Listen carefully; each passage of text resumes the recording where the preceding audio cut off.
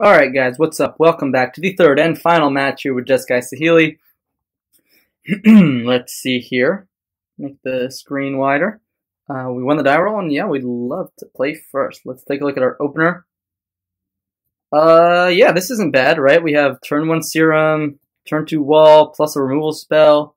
So we have kind of like, a digging regardless of what our opponent is, and then we have interaction in case our opponent's a creature deck. So I think that's a keep for us.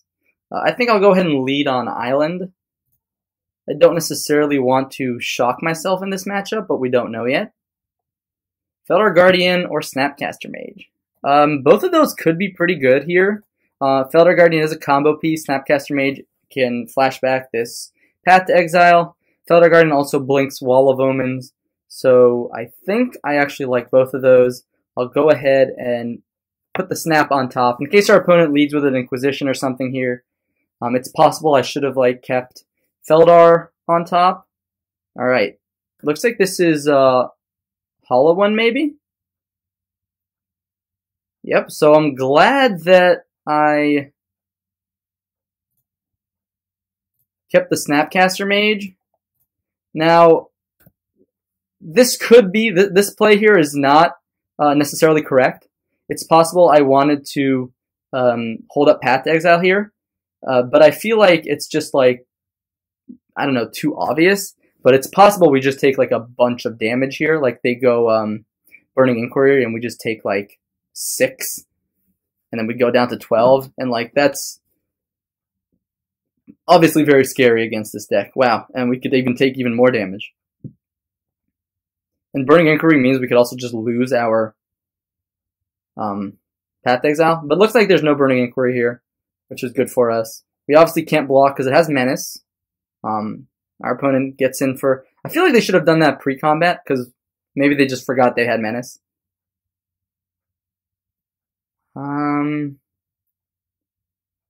case we need to flash in Snapcaster Mage for any reason, I'm going to go ahead and play that out. Play the fetch out instead of playing the Steam Vents tapped. This means we could also get a Sacred Foundry, a second white source. But I think I'm going to be happy too. Wow, let's see here. Wow, this is really good for us. This eats up their whole turn, and they discarded a bunch of cards. I guess they get 2 Bloodghasts back, but yeah, this is super good for us. And then we also won't be at 10 life from the Bloodghast. I guess we might be at 10 life.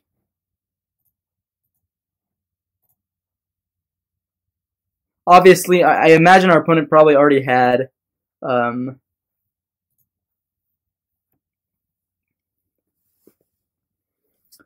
land in hand to make a play like this. But we go to 11. They could have a land plus Lightning Bolt. Yeah, that's probably what we're going to see here. Right. I think we just have to block. We don't want to go down to 4. Obviously, Wall of Omens blocks more damage down the road, but we need to be careful with our life total, especially in this matchup.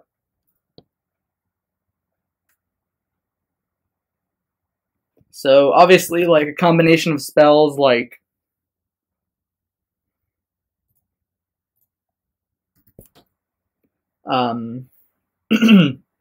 Brutality plus Bolt kills us. Not much we can do about that, though. We'll see what our opponent does from this position here, though.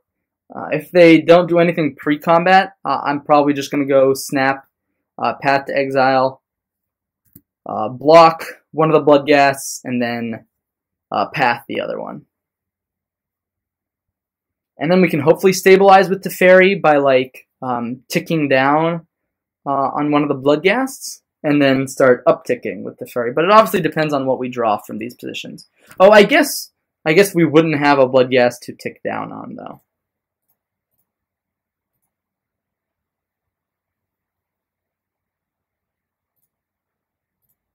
So we don't have any Lightning Helixes in our deck, which would be able to get us out of like burn range in a position like this.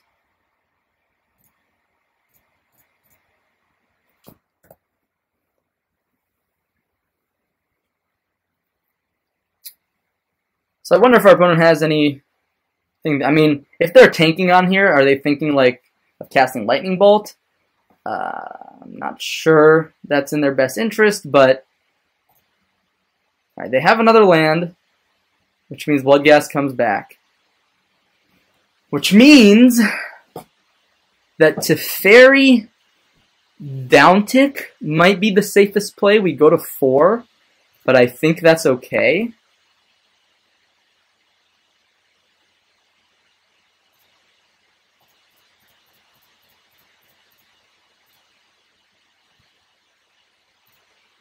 Again, still doesn't put us dead to Lightning Bolt, and our opponent doesn't have any Bloodghast currently in the yard. And so they need a combination of spells to kill us from this position. They could have Flamewake Phoenix here, but I imagine if they played Flamewake Phoenix, never mind. Well, we could just be dead. Yeah, we'll see what they're attacking. If they attack me, yeah, this feels like we're dead. Ah, come on. That's just like so frustrating because they obviously top deck that, and there's so many bad draws in their deck. They don't have a Faithless Looting. That's so frustrating. Dang. Okay. Well, we couldn't have played around that. Even we could have like spreading seas to find something, but that just wouldn't have done it. So in this matchup, I like to bring in Ruin Halo, Engineer Explosives. This Static Caster is a maybe for Bloodghasts. Grim Lava Master is okay, but not the best. It puts Hollow Ones into burn range. Pia, just as blockers, is great. Sell the Records is obviously amazing. Timely, also fantastic. Purge, also fantastic. So I think these are the cards we are considering for this matchup here. Here I like to cut most of my remands, if not all of them. It's just not a matchup where you want to be doing that kind of game. We also want to trim some combo pieces here, as this is not the matchup where the combo excels. And here we have one extra card. I do like Teferi as it answers Gurmag Angler, answers a Hollowed One, and eats a Lightning Bolt. Spreading Seas is actually quite good against them, as they do need a good amount of colored spells. Then Dealing Click might not be that fantastic against our opponent, so I'm going to go ahead and trim that. That's going to be like a Jeskai control deck with a bit of a combo finish here, and I think that's the best way to beat them.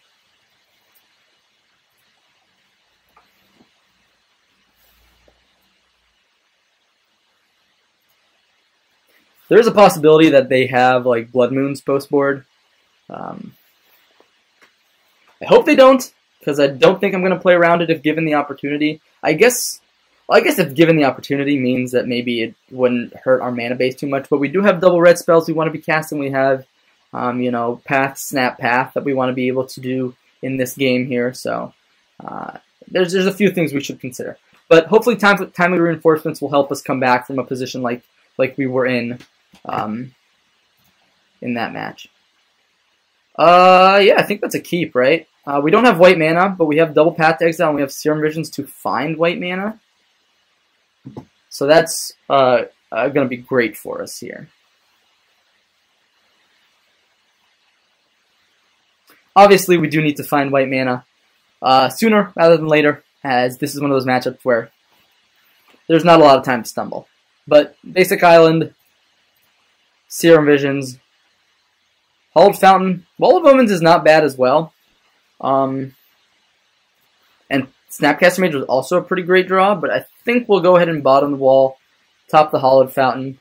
Again, Wall doesn't block anything but Bloodghast that well. It doesn't block Hollowed One that well. It doesn't block Gurmag that well. It doesn't block Flame Wake. Can't even block the Menace guy for 1 mana. So by itself because of the Menace. So Burning Inquiry. Well, we found white mana still, so that's nice. And we lost timely reinforcements. That's a shame, but at least we found another white source. I think we would be really beating ourselves up here if we didn't have another white source. And no Hollowed One on turn 1 from our opponent is a really great sign for us. Our Faithless Looting. Our opponent goes ahead and lootings here. So they discard Gurmag Angler, Lightning Bolt, Collective Brutality, which are all good cards. see, they discarded Blood Crypt, Faithless Looting. Okay. Let's go ahead and get a Sacred Foundry here. Again, that is an opportunity to fetch a basic Plains. I don't know if our opponent's going to be on the Blood Moon plan. Interestingly enough here, we probably just want to jam that tapped.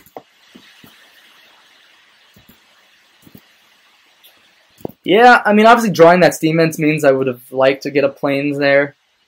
Actually, ooh, if our opponent just untaps Blood Moons here. Alright, Faithless Looting. Whew! I got really scared there for a second. So if we had played the Sulphur Falls, we could have actually gone Snapcaster Mage and then path our own Snapcaster Mage. It looks like our opponent's just flooding a bit. So I think this is a great opportunity to play a threat like PN Kirinalar. Yeah, we take our Path to Exile shields down for 1 turn, but I think our opponent's having trouble finding a threat to play. And we obviously need a clock to pressure our opponent. Flameblade Adept is totally fine. Land. Gurmag Angler here, I imagine. Yeah, or Tassiger also works. Goblin Lore. Interesting that I guess they do want to do that before they play it out, because they don't want to discard all their stuff. So it looks like they discarded a Bloodstained Mire, or actually I can't tell because I don't know what they discarded. No, but I guess it is the top 3 cards. They discarded another Lore, Brutality, Bloodstained Mire. And here's another white source, which is so good here.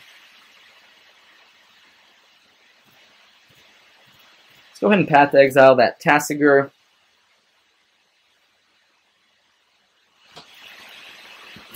Here what we can do is attack with everything.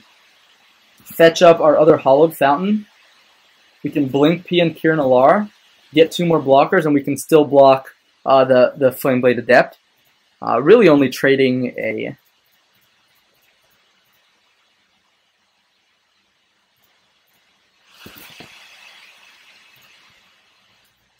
Oh wow, yeah, we have great blocks here. I forgot that it also technically untapped the PN Kirinalar. So our opponent will have to do some digging here, because they have not set up their aggressive threats, and we have the time to... Sure, they thought sees us, we have a lot of redundant removal. So they take the snap. If they have Brutality here, that's going to be annoying, but it's not the end of the world. So like the worst case scenario here, because they're also constrained on black mana, so if they have... Yeah, that's... So they discarded Lavamancer, Scalding Tarn, Stomping Ground, and they concede. I guess they didn't draw so well off of that Goblin Lore, which is great for us. Looks like things panned out for us there in that match. On the draw, I might even not even want Saheeli at all. Saheeli is just like so bad. Feldar Guardian is just like a blocker against Bloodghast too. Yeah, I think that's going to be a bit better. We have a lot of early interaction here, so I'm not afraid of trimming a 3-drop for a 4-drop. Sweet, we can even fetch up a Plains here. We have Path to Exile. We have a Wall of Omens to block. Obviously, Burning Inquiry can go ahead and shoot us in the foot this match. Faithless Looting, sure. So if they go like turn 1, double Bloodghast, holy crap. Whew, I think I want to keep up Path to Exile here. I imagine a land is coming out here for our opponent to get those Bloodghasts in play. Yep. So here we could fetch up basic Plains, path one of those, depending on what our opponent does here. And then we could play the other Wall of Omens to block the other Bloodghast, and that will save a lot of damage. Thoughtseize. I think I'll take the opportunity to Path to Exile one of these Bloodghasts here, because I think that would be the card our opponent takes. And seeing my opponent fetch a basic Swamp here, I mean, I'm not saying like, ooh, I think Blood Moon's coming, but I do think it's indicative of something. And the nice thing here of having 2 2-drops here, which I really like about the deck, means that we're Thoughtseize proof right now. No matter what our opponent takes, we have a play next turn. And arguably, I think I would have preferred, I guess with a Grim Lavamancer, then that's, like, okay. They can attack through the Wall of Omens, technically, but it does eat their graveyard a bit. I think I'm definitely snapping off the block here. I don't think I'm just going to take 2. If they want to, again, pressure their own graveyard here. And if they're keeping lands in their hand versus spells with these Faithless Lootings to be able to do that this turn, I guess they could just have a bunch of lands. I'm blocking opponents. 100%.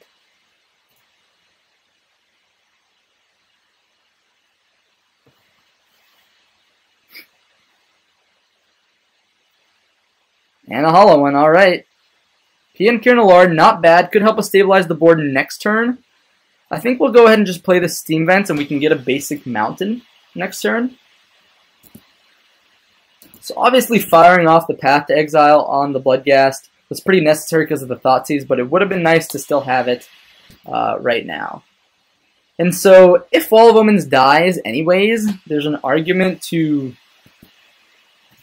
I think we want to keep it around. I think we want to force our opponent to use that mana, use those cards in the graveyard. We'll take 4, but that's okay because we'll have plenty of chump blockers in the coming turns here.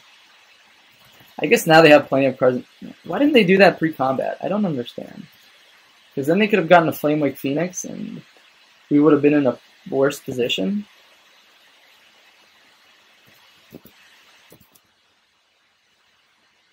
Alright, so yeah, I think I definitely just want to stabilize the board here.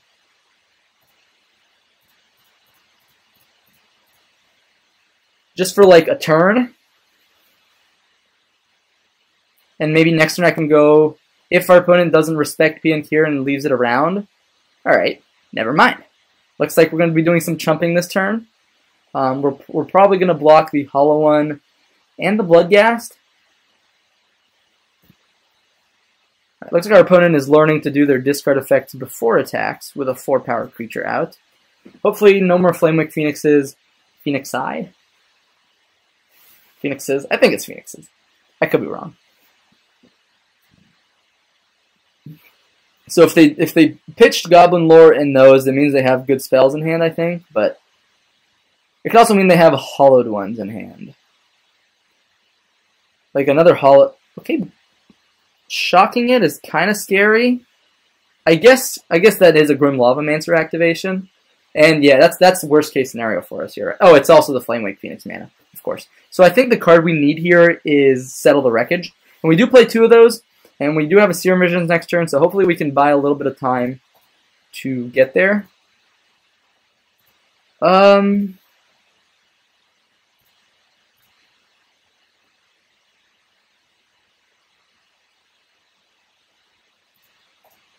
guess we blocked here.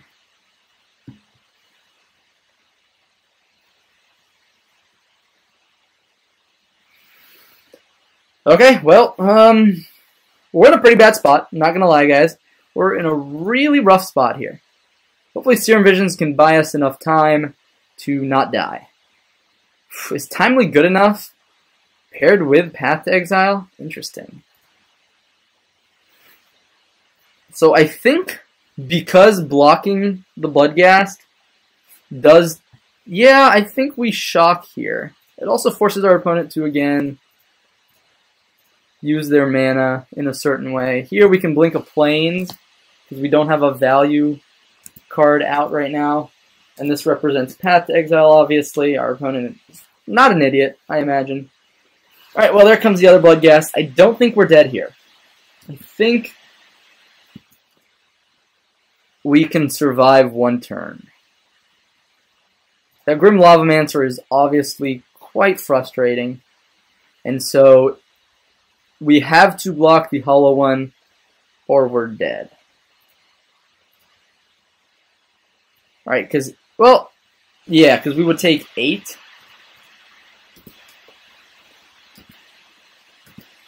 And then Grim Lavamancer would bring us down to 2. So here, Timely Reinforcements does save us for 1 turn cycle.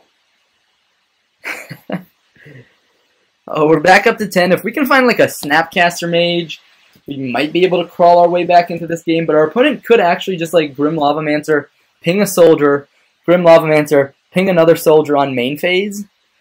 Yep, that looks like what they're doing here. And then we'll block the Hollow One. We go down to 4 again. Not in a great spot. Goblin Lore replaces itself, discards a bunch of stuff. We discarded a Hollow One, Street Wraith, and another Goblin Lore. And here, wow, our opponent's just going to let us... I guess it's... I think they do want to kill... Yeah. That is correct, I believe. And that Grim Lavamancer is doing work here. Obviously, we have to block the Hollow One. We go to 4. I think we're pretty dead here, but we can always try to scrape our way out of this. And the Snapcaster Mage, flashing back timely reinforcements, is probably the only way we still survive.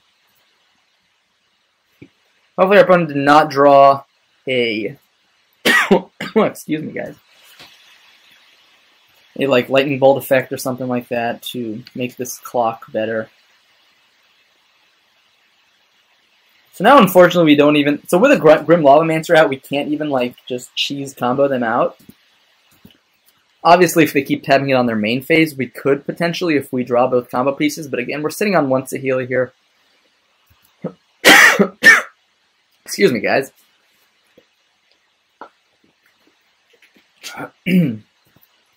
Alright, so I don't think we're dead here. I think we have blocks. Chump. Chump. This puts us down to 4 if we don't chump the other one, so let's go ahead and chump again.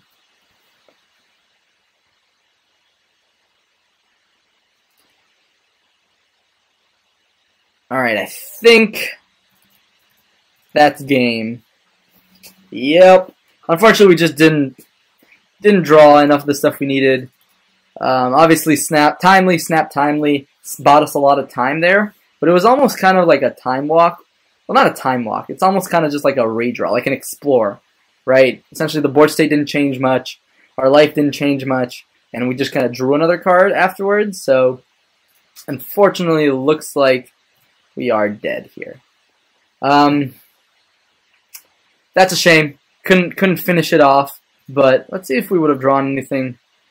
Lightning Bolt. Yeah, looks like Settle the Wreckage was quite a few cards away. But anyways, thank you guys so much for watching. That was the 3rd match with Jeskai Saheeli. Unfortunately, we couldn't 3-0 this time around. But 2-1 is still very respectable. Close games. Very fun games. I hope you enjoyed it. And stay tuned for some closing comments coming up in just a second. Alright, hello everybody, welcome back to the closing comments here with Jeskai Saheeli. I hope you were able to enjoy the deck along with the 3 matches following that. So let's recap. We played against Humans, which we beat, I think, 2-0. I can't remember, but I think it was 2-0. We played against Blue-White, or not Blue-White, Mono-Blue Taking Turns, which we beat 2-1. And then we played against Red-Black Hollow One, which we lost to 1-2. Okay, so I think that kind of shows kind of the power of the deck, and kind of how the draws can play out sometimes. So as you saw against Humans, I don't think we saw a single remand. And if we did, then, you know, our other, it was maybe only 1, but I think we saw 0. And that's kind of how that matchup goes. Like, if you draw your deck that isn't, you know, the remand part, if you draw the Wall of Omens, the Path to Exiles, the Lightning Bolts, the Snapcaster Mages, and the Pia and Kieran Alars, I mean, those games go much better than the games where you draw like 2+ or even 1+ remand. Just having kind of that dead card is so unfortunate. But as you saw, you were able to side those out in games 2, and then we bring in kind of this aggro hate package, and essentially like all we needed in game 2 was like a Pia and Kieran Alar, and we just like stabilized the board. And that's why Pia and Kieran Alar is so strong. They stabilize the board so well. It's 4 mana for 3 bodies, which adds up to 4 toughness, which can also be removal spells or burn spells. Like, that's what's so great about Pia, and the fact that it has natural synergy with Feldar Guardian and Saheeli just kind of puts it over the top in our deck, which is what I really love about Pia and Kieran Alar. As you saw, it came up in game 2 against Humans, I believe, where we were able to blink Pia and Kieran Alar with Feldar Guardian. So these synergies come up, and they're relevant, especially against the aggro decks of the format. Game 2 against Mono Blue Taking Turns. That matchup can be pretty tricky. Obviously, our opponent kind of had a rough draw Essentially we were tapped out. They had like, what, 6 or 7 mana. They had a Howling Mine in play effect, and they couldn't go off because they didn't have a Time Warp effect. And I think I noticed they had a Temporal Mastery in the graveyard. I don't remember if that card, I guess that card is 8 mana, so they couldn't have played it hardcasted anyways.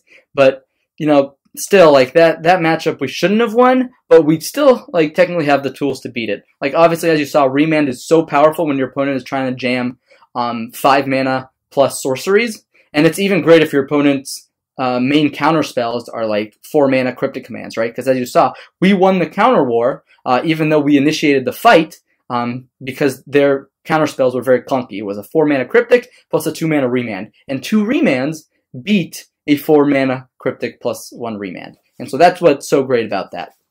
Our sideboard, I think, was pretty strong. You know, I really enjoyed our hate package for the aggro decks. I would have loved to have drawn a few more Path to Exiles against Red Black Hollow one. I would have loved to draw Settle the Wreckage against Red Black Hollow one. But that's okay. You don't always draw your sideboard cards, and you don't always win your sideboarded games, even if you have you know, a pretty good kind of plan for them. And that's okay. That's kind of the variance of Magic. It's kind of what makes it exciting, what makes it fun. And it's not necessarily whether one deck is better or one deck is worse. So I really enjoyed playing the deck. I really enjoyed kind of playing its interactions, playing the tempo game, all the draw effects. You get to manipulate your library pretty well and draw cards a lot. And I think in terms of our sideboard, I think I liked most of it. Ruined Halo could have been great against Hollow One, and it was great against humans, right? It was just a 2 mana removal spell against one Champion of Perish and any future Champion of Perish. And that's what makes it so great. That obviously, like, a Reclamation Sage could have blown us out, but it doesn't. In the end, it didn't really matter. But anyways, I think I covered everything I wanted to cover for this video. I am planning to play in the Modern Challenge tomorrow on Saturday with this deck, maybe a tweaked sideboard here and there, maybe a tweaked card in the main deck here and there, but generally this is what I hope to play. Generally, I've been getting really good results with it on Magic Online, tons of 4-1s, 1-5-0, and so this is what I'm really happy about, where this deck is going moving forward. And in general, if you want to break from Jeskai, if you want to have a good you know, big mana and combo matchup, this is the kind of deck that you'd want to play in a certain metagame, because you still have the tools to beat creature decks, but suddenly you're not being hated out by, like, Tron, you're not even being hated out by Ironworks combo, and you just kind of have this I win button, which is, yes, you know, susceptible to disruption from more the fair decks of the format, but there's not many of those running around right now. You don't see a lot of Jund right now. You don't even see a lot of like blue-white. There is a bit of Jeskai running around, but overall, like, this deck has tools to beat Jeskai as well, especially with those 4 remands, a Vendilion Click, spells in the sideboard, P and Kieran Alars. You have ways to win those fights. Anyways, thank you all so much for watching the videos. That's going to be a wrap for us, and I'm hoping to be back with more videos starting as early as next Monday. Maybe even this weekend if I get around to it, but I can't promise that. But I can promise that Monday morning, just like, you know, this morning, I will be recording for you guys, probably with Maru Pyromancer in a modern competitive league. Anyways, thank you all so much for watching one last time, and see you later.